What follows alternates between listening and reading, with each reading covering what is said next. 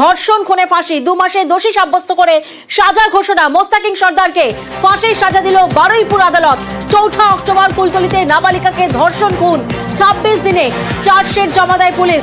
2 মাসের মাথায় সাজা ঘোষণা। ঠিক 2 মাসের মাথায় 62 দিনেই বিচার পেল কুলতলি। নাবালিকাকে ধর্ষণ করে ফাঁসি, 2 মাসে দোষী সাব্যস্ত মোস্তাকিম সর্দারকে ফাঁসির সাজা দিল বারুইপুর আদালত।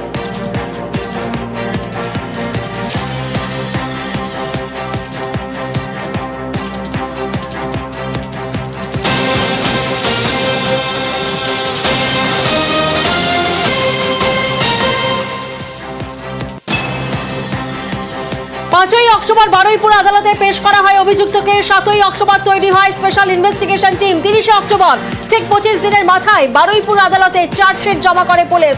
তারপর 5ই নভেম্বর থেকে আদালতে শুরু হয়ে যায় সাক্ষ্য গ্রহণের প্রক্রিয়া। 5ই ডিসেম্বর সমস্ত সওয়াল জবাব শেষে অভিযুক্তকে দোষী সাব্যস্ত করে আদালত। কুলতলিতে নাবালিকাকে ধর্ষণ খুনে ফাঁসি। গত 4 অক্টোবর সন্ধ্যায় গৃহশিক্ষকের কাছে পড়ে বাড়ি ফেরার পথে নিখোঁজ হয়ে গিয়েছিল এই নাবালিকা। আর তারপর বাড়িরই কাছের জলাজমি থেকে মেয়েটির দেহ উদ্ধার হয়। ওই রাতেই গ্রেফতার হয় মোস্তাকিম সর্দার। আর তারপর ঠিক 62 দিনেই বিচার পেল কুলতলি।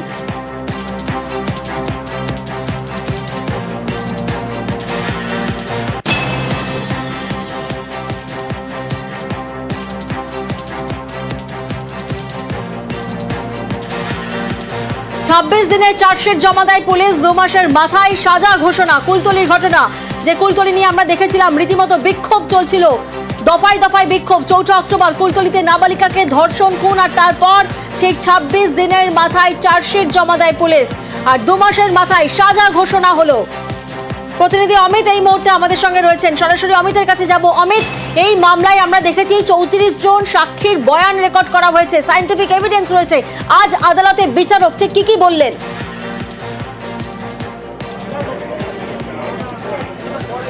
সায়েন্টিফিক এভিডেন্সের পাশাপাশি ডিএনএ পরীক্ষা হয়েছিল। সেই ডিএনএ যে স্যাম্পল নেওয়া হয়েছিল তাতেও কিন্তু ম্যাচ করে, এবং মুস্তাকিম যে ধর্ষণ করে খুনের ঘটনা ঘটিয়েছে সেই সমস্ত বিষয় ইতিমধ্যেই 34 জনের সাক্ষীর সাক্ষ্য গ্রহণ হয়েছে বিচার পর্বে।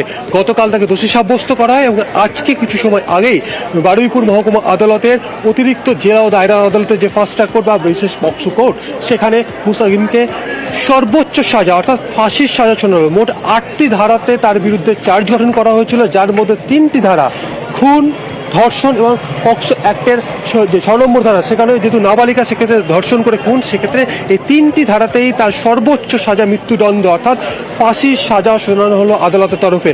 আমরা দেখেছিলাম যখন আজকেও সকালে যখন শুনানি পর্ব চলছে সাজা ঘোষণার আগে, সেখানেও সরকারি আইনজীবী বিভাস চট্টোপাধ্যায়ের তরফ থেকে বেশ কিছু বিষয় আদালতের সামনে সওয়াল জবাব করার সময় কিন্তু রাখা হয়েছে। সেক্ষেত্রে নাবালিকার বয়স, নাবালিকা তার বয়স, তার উপরে যেভাবে অত্যাচার চালানো হয়েছিল খুন করার আগে এবং খুন করার পদ্ধতি, অর্থাৎ পরিকল্পনা করে ঠান্ডা মাথায় তাকে যে খুন করা হয়েছে এবং তথ্য প্রমাণ লোপাটের জন্য দেহ জলাশয়ের কাছে ফেলে দেওয়া হয়েছে, এই বিষয়গুলোকে কিন্তু তুলে ধরা হয়েছিল আদালতের সামনে। এবং আজকের যে অবজারভেশন অর্থাৎ রায়দানের আগে বিচারকের যে অবজারভেশন, সেখানেও তিনি শিশুর কথা বলছেন, সেখানে তিনি বাচ্চার কথা বলছেন যে একজন বাচ্চা বা একজন শিশু তার পরিবারের কাছে আলোর মতো, সমাজের মধ্যে সে বিকশিত হয়, এবং তাকে যেভাবে নৃশংসভাবে ধর্ষণ করে খুন করা হয়েছে, তার শরীরে প্রায় 42টি ক্ষতচিহ্ন পাওয়া গেছে, এবং যেভাবে তাকে মারা হয়েছে সেই ঘটনা নৃশংসতম ঘটনা।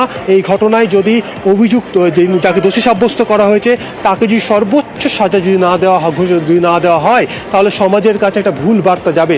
সেই জায়গা থেকে খুনের জন্য তার মৃত্যুদণ্ড, ধর্ষণের জন্য মৃত্যুদণ্ড, এবং যদি এটি নাবালিকার উপরে খুন ও ধর্ষণ, সেখানে পক্সো অ্যাক্টের যে 6 নম্বর ধারা, সেই ধারাতেও তাকে মৃত্যুদণ্ড, অর্থাৎ যে 8টি ধারাতে তার বিরুদ্ধে চার্জ গঠন করা হয়েছিল তার মধ্যে 3টি ধারাতেই তাকে সর্বোচ্চ সাজা ঘোষণা করা হলো বারুইপুর অতিরিক্ত জেলা দায়রা আদালতের ফাস্ট ট্র্যাক কোর্টের তরফ থেকে। এবং 4 অক্টোবরের ঘটনা, 4 তারিখ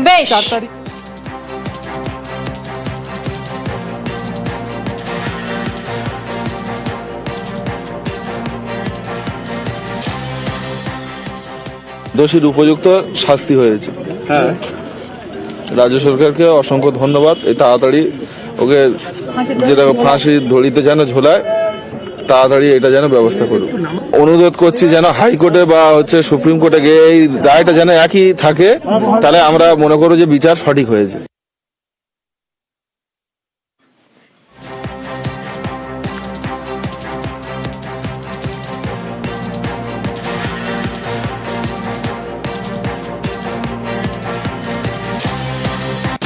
বাষট্টি দিনে বিচার পেল কুলতলি নাবালিকাকে ধর্ষণ খুনে ফাঁসি। প্রতিনিধি অমিত এই মুহূর্তে আমাদের সঙ্গে রয়েছেন। অমিত, আমরা শুনলাম নির্যাতিতার বাবা তিনি কি বললেন, অন্যদিকে অভিযুক্তের কোনো বক্তব্য সামনে এসেছে?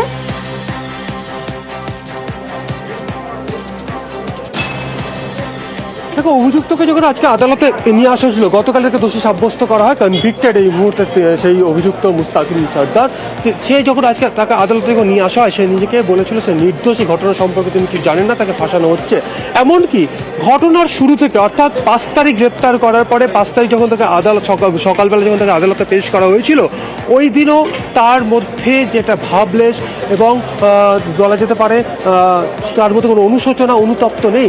আজকে যখন সাজা ঘোষণা হচ্ছে সেই মুহূর্তেও আদালত পক্ষে কাঠগড়ায় দাঁড়িয়ে তার মধ্যে কোনো অনুতাপ নেই, কোনো অনুতপ্ত নেই বা কোনো অনুশোচনা নেই, সেই বিষয়টিও কিন্তু বিচারকের পর্যবেক্ষণের মধ্যে রয়েছে। এমনকি সরকারের যে বিশেষ আইনজীবী বিভাস চ্যাটার্জি, তিনি মামলার জন্য সওয়াল জবাব করছিলেন, তার বক্তব্যও একইভাবে সে বিষয়টি কিন্তু আসে আদালতের সামনে, যে একদম অনুতপ্তহীন অনুশোচনাহীন একজন অভিযুক্ত এক ঘটনার শুরু থেকে যখন তাকে আদালতে পেশ করা হয়েছিল এবং আজকে তার সাজা ঘোষণা হচ্ছে, সাজা ঘোষণার মুহূর্তে যে কাঠগড়ায় যখন দাঁড়িয়ে তার মধ্যে কোনো অনুতাপ নেই, কোনো অনুতপ্ত নেই, সে আজকেও কিন্তু নিজেকে নির্দোষ বলছে। সেই জায়গা থেকে তাকে যদি সুযোগ দেওয়া হয় সে শুধরবে না, বরং সে পরবর্তী সময়। বিশেষ সরকারি আইনজীবী বিভাস চট্টোপাধ্যায় তিনি বলছেন কুলতলির ঘটনা বিরল থেকে বিরলতম। শোনাবো আপনাদের। বিচারক এটাই বললেন যে সমাজে এদের মতো মানুষের থাকলে আগামী দিনে আরো ক্ষতি হবে, সোসাইটিতে এদের বেঁচে থাকাটা সোসাইটির পক্ষে খারাপ। যে আর্গুমেন্টটা স্টেটের তরফে আমি করেছিলাম যে এটা rarest of the rare case, learned court এটা মেনে নিয়েছেন, মেনে নিয়ে এটাকে rarest of the rare case বলে ঘোষণা করেছেন এবং 3টে সেকশনে ডেথ সেন্টেন্স দিয়েছেন। একটা হচ্ছে সেকশন 6 অফ পক্সো অ্যাক্টে, একটা হচ্ছে 103 অফ বিএনএস, যেটা আগে 302 ছিল মার্ডার কেস, আর লাস্টলি সেকশন 66-এ যেটা রেপের জন্য ওর মৃত্যু। এই 3টে কারণের জন্য ওকে ডেথ সেন্টেন্স দিয়ে হয়েছে। কিডন্যাপিং কেসের জন্য ওকে যাবজ্জীবন দেওয়া হলো, আর প্রমাণ লোপাট করার জন্য 7 বছর দেওয়া হলো। নিহত নাবালিকার শরীরে 42টি আঘাতের চিহ্ন পাওয়া গেছে। মামলায় 34 জন সাক্ষীর বয়ান রেকর্ড হয়েছে, সায়েন্টিফিক এভিডেন্স রয়েছে। সায়েন্টিফিক এভিডেন্সেই অপরাধের কিনারা হয়েছে। কুলতলির ঘটনা বিরল থেকে বিরলতম জানালেন বিশেষ সরকারি আইনজীবী। 2 মাসের মাথায় সাজা ঘোষণা। 62 দিনে বিচার পেল কুলতলি নাবালিকাকে ধর্ষণ খুনে ফাঁসি। 2 মাসে দোষী সাব্যস্ত করে সাজা ঘোষণা। 5ই অক্টোবর বারুইপুর আদালতে পেশ করা হয় অভিযুক্তকে এবং 5ই ডিসেম্বর সমস্ত সওয়াল জবাব শেষে অভিযুক্তকে দোষী সাব্যস্ত করে আদালত। আজ যখন কোর্টে প্রোডাকশন ছিল সেই অভিযুক্তের, কি বললেন তখন শোনাবো। আমি কিছু করিনি, আমাকে ফাঁসাচ্ছে, আমি বলতে চাই না, মেয়েরা স্বীকার করেছে পার্টির তরফ থেকে। আরো একবার যাব, প্রতিনিধি অমিত এই মুহূর্তে আমাদের সঙ্গে রয়েছেন। অমিত, আমরা শুনলাম যে বিশেষ সরকারি আইনজীবী তিনি বলছেন এই ঘটনা বিরল থেকে বিরলতম এবং নিহত নাবালিকার শরীরে 42টি আঘাত পাওয়া গেছে। বিচারক এই পরিপ্রেক্ষিতে বিচারকের পর্যবেক্ষণ কি ছিল? দেখো, বিচারকের পর্যবেক্ষণ যদি বলা যেতে পারে তাহলে এখানে তিনি স্পষ্ট করছেন যে এই ঘটনাকে একেবারে যেমন বিরলও বলা যাবে না, আবার বিরল নয় সেটাও বলা যাবে না, কারণ এই ধরনের ঘটনা সমাজে ঘটেই চলছে। কখনো নির্ভয়া, কখনো দামিনী, আবার কখনো তিলোত্তমা। কখন থামবে? অর্থাৎ বিচারক তিনি রায় দিতে গিয়ে বারবার এই ধরনের যে সমাজের বুকে বিভিন্ন নারীর ওপর যে ধরনের নির্যাতনের ঘটনা ঘটে চলেছে তা কবে থামবে, এই বিষয়টি, এই প্রশ্নও কিন্তু তার অবজারভেশনের মধ্যে রয়েছে।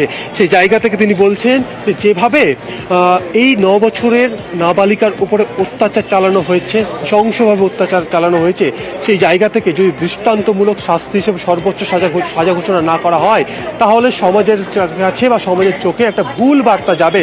কারণ এই যে অভিযোগ যে তাকে দোষী সাব্যস্ত করা হয়েছে তাকে সর্বোচ্চ সাজা পেতে হবে, কারণ তিনি 9 বছরের নাবালিকার উপরে যেভাবে নৃশংসভাবে অত্যাচার চালিয়ে তথ্য প্রমাণ লোপাট খুন করা হয় এবং তাই নয় তথ্য প্রমাণ লোপাটের চেষ্টা করেছে, সেই জায়গা থেকেই সর্বোচ্চ সাজা ঘোষণা করা হয়েছে। সেই জায়গা থেকে আমি আরও একবার বলবো যে আদালতের যে অবজারভেশন বা বিচারকের যে অবজারভেশন, সেখানে তিনি শিশুর ফুলের সঙ্গে তুলনা তিনি করেছেন। বলছেন একটি ফুল সমাজকে যেমন বিকশিত করে, তেমন একজন শিশু তার পরিবারকে যেমন আলোকিত করে, তেমন তিনি সমাজকেও বিকশিত করে। সেই জায়গা থেকে একজন 9 বছরের বালিকা তিনি শিশুর মতন, এবং সেই শিশুর ওপরে যেভাবে পাশবিক অত্যাচার চালানো হয় এবং তারপরে তাকে খুন করা হয়, ধর্ষণ করা হয়, তার যে ময়নাতদন্তের রিপোর্ট, সায়েন্টিফিক যে রিপোর্ট বা অন্যান্য যে রিপোর্টগুলো সামনে এসেছে, পাশবিক অত্যাচার, কুলতলির ঘটনা, বিরল থেকে বিরলতম। নিহত নাবালিকার শরীরে 42টি আঘাতের চিহ্ন পাওয়া গেছে। এই মামলায় 34 জন সাক্ষীর বয়ান রেকর্ড করা হয়েছে। সায়েন্টিফিক এভিডেন্স রয়েছে, সায়েন্টিফিক এভিডেন্সেই অপরাধের কিনারা করা হয়েছে। সার্কামস্ট্যান্সিয়াল সায়েন্টিফিক এভিডেন্সের মামলায় প্রচুর হেল্প করেছে। পিও থেকে পাওয়া সুতো ওর আসামির জামার সুতোর সঙ্গে ম্যাচ করে গেছে। আসামির জামায় পাওয়া ব্লাড ডিএনএ এর সঙ্গে ভিকটিমের ব্লাডের ডিএনএ ম্যাচ করে গেছে। এই মামলা কামদানি থেকে অনেক তাড়াতাড়ি হয়েছে এবং আমার ধারণা ব্যক্তিগতভাবে এত সায়েন্টিফিক এখানে এভিডেন্স যে ডিএনএ প্রোফাইল ম্যাচ হয়ে গেছে, এই জায়গা থেকে আমার মনে হয় না কোনো ইনকনক্লুসিভনেস এর মধ্যে রয়েছে। 5ই অক্টোবর বারুইপুর আদালতে পেশ করা হয় অভিযুক্তকে। 7ই অক্টোবর তৈরি হয় স্পেশাল ইনভেস্টিগেশন টিম। 30শে অক্টোবর 25 দিনের মাথায় বারুইপুর আদালতে চার্জশিট জমা করে পুলিশ। তারপর 5ই নভেম্বর থেকে আদালতে শুরু হয়ে যায় সাক্ষ্য গ্রহণের প্রক্রিয়া। অবশেষে 5ই ডিসেম্বর সমস্ত সওয়াল জবাব শেষে অভিযুক্তকে দোষী সাব্যস্ত করে আদালত। কুলতলিতে নাবালিকাকে ধর্ষণ খুনে ফাঁসির ঘটনা ঠিক কি ঘটেছিল? গত 4 অক্টোবর সন্ধেবেলায় গৃহশিক্ষকের কাছে পড়ে বাড়ি ফেরার পথে নিখোঁজ হয়ে গিয়েছিল ওই নাবালিকা। মেয়ে বাড়ি ফেরেনি, তাই খোঁজাখুঁজি শুরু করেন পরিবারের লোকজন। স্থানীয় পুলিশ ফাঁড়িতেও যাওয়া হয়। প্রাথমিকভাবে পুলিশের বিরুদ্ধে তখন অভিযোগ তোলা হয়, অসহযোগিতার অভিযোগ তোলা হয়। আর তারপর গভীর রাতে বাড়ির কাছে জলাজমি থেকে মেয়েটির দেহ উদ্ধার করে পরিবার, এবং তারপর আমরা দেখেছি দফায় দফায় বিক্ষোভ চলে। এবং 26 দিন পর 30শে অক্টোবর চার্জশিট পেশ করে তদন্তকারী দল। 5ই নভেম্বর থেকে শুরু হয় সাক্ষ্য গ্রহণ এবং আজ এই ঘটনায় সাজা ঘোষণা। 2 মাসের মাথায় সাজা ঘোষণা। 62 দিনেই বিচার পেল কুলতলি। নাবালিকাকে ধর্ষণ খুনে ফাঁসি, 2 মাসে দোষী সাব্যস্ত করে সাজা ঘোষণা।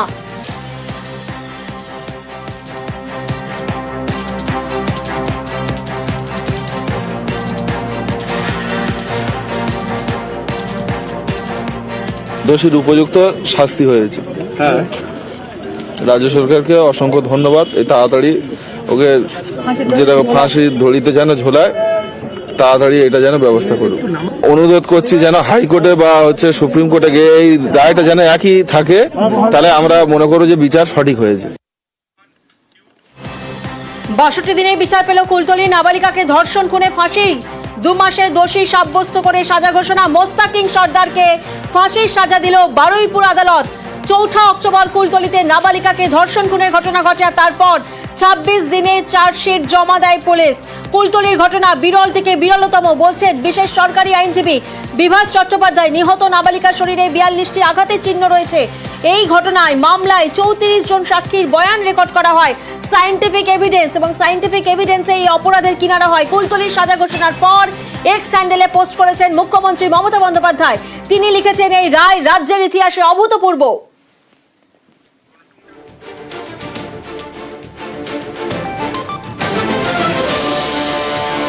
মুখ্যমন্ত্রী মমতা বন্দ্যোপাধ্যায় এই সাজা ঘোষণার পর এক্স হ্যান্ডেলে পোস্ট করেছেন। তিনি লিখেছেন, এই রায় রাজ্যের ইতিহাসে অভূতপূর্ব। The government has zero tolerance towards offences against women and will continue to ensure that justice is neither delayed nor denied. মুখ্যমন্ত্রী মমতা বন্দ্যোপাধ্যায় তিনি এক্স হ্যান্ডেলে পোস্ট করেছেন। তিনি লিখেছেন, এই রায় রাজ্যের ইতিহাসে অভূতপূর্ব।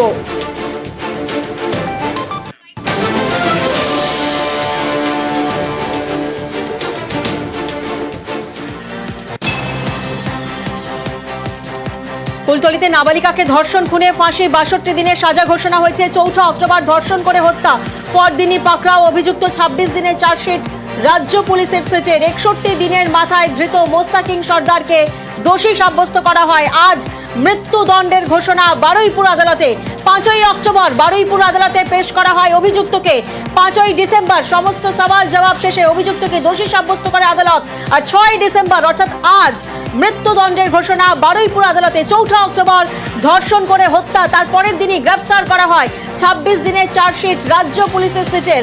61 দিনের মাথায় ধৃত মোস্তাকিন সরকারকে দোষী সাব্যস্ত করে আদালত। কুলতলির ঘটনা বিরল থেকে বিরলতম। নিহত নাবালিকার শরীরে 42টি আঘাতের চিহ্ন পাওয়া গেছে। মামলায় 34 জন সাক্ষীর বয়ান রেকর্ড করা হয়েছে। আর তারপর সায়েন্টিফিক এভিডেন্স পাওয়া গেছে। সেই সায়েন্টিফিক এভিডেন্সেই অপরাধের কিনারা করল পুলিশ।